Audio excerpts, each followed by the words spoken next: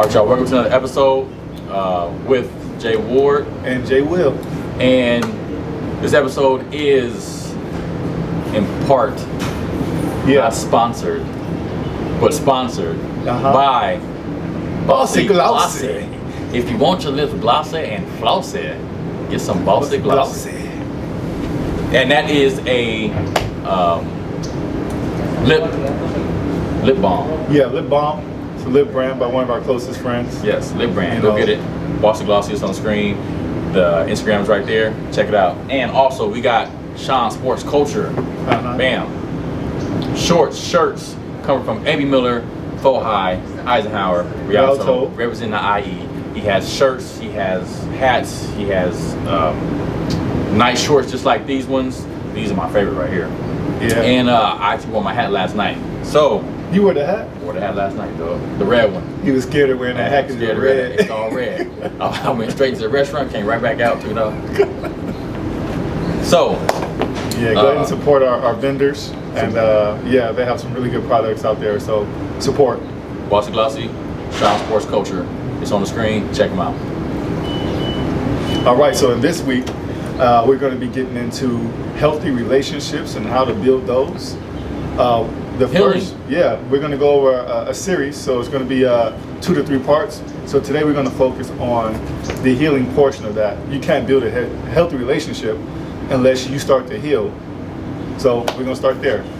So for me, I think healing is very underrated. With that, it can affect every piece of part of your life, especially your intimate relationships. Because there's people still holding on to things that happened to them, you know, 5, 20, 10, 15 years ago, and they haven't gotten past that point. So they're stuck in that timeline that they did not heal from. For example, it could be something that happened in high school. You're still holding a grudge from somebody that, you know, used to bully you, or you didn't get that attention from somebody you liked, and you're still holding on to that, or somebody was mean to you and you're still holding on to it. And it's kind of like, why are you still holding on to that? Give it up. Forgive the person, and forgiveness is not for them, it's for you, so you can heal and move on. You'll be a whole different person. You have that weight of emotion off of you. What's your take on that? Yeah, I agree. Always look at healing, again, like you said, it's for yourself. So if we use it in terms of just regular life, right? You get a cut on your arm, or wherever it may be. Let's say you get a cut on your arm, right? First you got to bandage that thing up to stop it from bleeding, because now we have an issue. We're bleeding, so we want to stop that. After we stop it from bleeding, we got to go ahead and open that thing back up and clean it out. And guess what? In the cleaning process, it hurts. So at the end of the day, what we're saying is, what normally happens in life is you get hurt. There's a scar to your emotional system, your heart, or whatever the case may be, and you immediately you cover up. At some point in time, you got to open up and you got to start cleaning, which is what we're referring to as that healing process. You got to get that stuff out. You got to talk to somebody. You don't want it to get infected, and now because you're infecting everybody else you come into contact with. Yeah. Like cancer disease. So and with that, you get into an intimate relationship with someone, and somebody hurt you years ago, and you still hold on to that, you still have a grudge, you still hate the person, you're going to bring all that emotion into that next relationship, and it's not going to be good, and people are going to wonder why they act like this, or why they doing that, when what triggers that person. Then when they get triggered, it's like boom, boom, boom, boom. For me, it was a long process, because everybody's been hurt. Everybody's been hurt through, it could be anything. But you got to have peace. You got to work on your peace, because you know, everybody, I see a lot of people put up quotes, they put up motivational quotes online, social media, and they do these videos, but what are they doing themselves to help with the process of healing? Healing is more than just a social media quote. You have to literally sit down and heal and think about different stuff that needs to make you better. You can't just say, oh, I'm gonna put this quote up and then I'm gonna heal. Like, nah, you still hurt.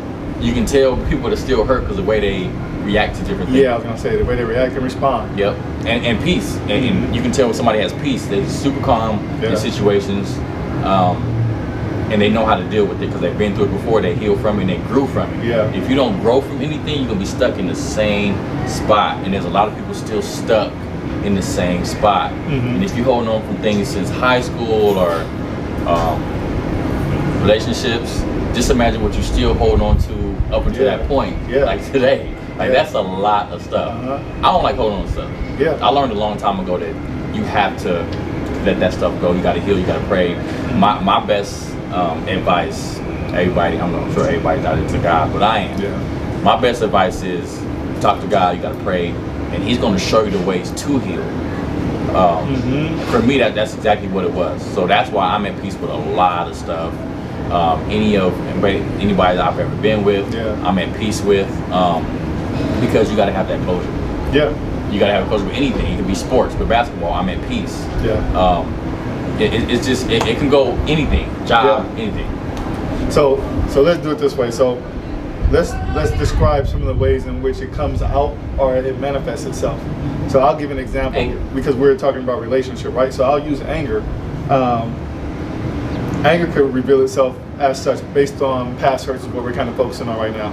Let's say you're in a relationship 5 years ago, right? And the person you're with hurt you in a way in which you haven't recovered from, whether that was cheating on you. Let's just use this scenario. Let's use cheating, right? So let's say you were cheated on, and what that person would do is be on their phone all the time, and you knew that they were text messaging other men, women, whatever the case may be. When you get into a new relationship, because you haven't healed from that, guess what happens? Your new person picks up a cell phone and they over texting. Now your mind start thinking. What you doing, dog? Who you talking to? Is that for us? Yeah. You're always on your phone. Yeah. And because you never healed from that, you never let that go. Now you start to push that onto somebody else, and it can be maybe a business phone call, it can be him texting his friends or her texting her friends or whatever the case may be. But because you never went through that healing process of, if it looks like crying, then that's what it looks like to you. If it looks like speaking to someone, then that's what it looks like to you. If it looks like seeing a mentor, then that's what it looks like to you. If you didn't take those steps, you haven't taken the proper perspective or the proper steps to heal yourself. And I totally agree. That's a perfect example, because it's always going to, your past is always going to leech on somebody else if you didn't take care of it. Like you said, the phone thing. Who you talking to? Man, my girl, she got 2 phones. Or my wife has 2 phones. I don't trip. I'm at peace. I'm good. But my older, my younger self would have been like, why she always on the phone?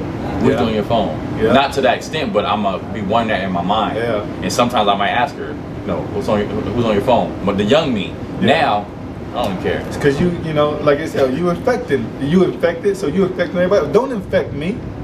Don't infect me. Your disease. And here's the thing: the problem that you may have had in your prior relationship, your prior romantic relationship, may not necessarily be the same problem you have in this relationship, but those traits that you left unresolved carry over. You know, so you got to be very careful, because you can be in the relationship with the right person at the wrong time, and the reason why it's the wrong time because you didn't take the steps to make sure. Correct. Not ready. Yeah, the wrong time was always because you're not ready. Well, not always, but the wrong time is, people got different lives. But yeah, if you're not ready, you can have the person you've been wanting this whole time in your life, in your adult life, you want to marry, but then you mess it up. You mess it off. Because you still stuck in that past time where you got hurt and you haven't healed from it. So you just missed out. So that person's going on to somebody else. And you just infected them. Now they're going to take your stuff with them on to their next relationship. Quit infecting people. Quit infecting people. Infection. Stop infecting people. So and then, but the person that, the good person that's there, they can leave early and they won't be as affected because they're like, you know what? They're at peace and they don't want to deal with the other stuff again. So and that was their problem. And they just leave. So they're good. They leave. So you're just stuck still in your same person. But guess what you'll do? Or if that was me, guess what I'll do? Instead of taking the accountability and ownership for it, I'll say, well, they left. So now when I get into the next relationship after that person, you're going to leave just like the last one left. You don't even know why the last one left. It's because of you. You infecting people. Stop infecting. And the and then we gonna touch on another one, to another trait that people need to get into. So we're gonna do that one next. Yeah.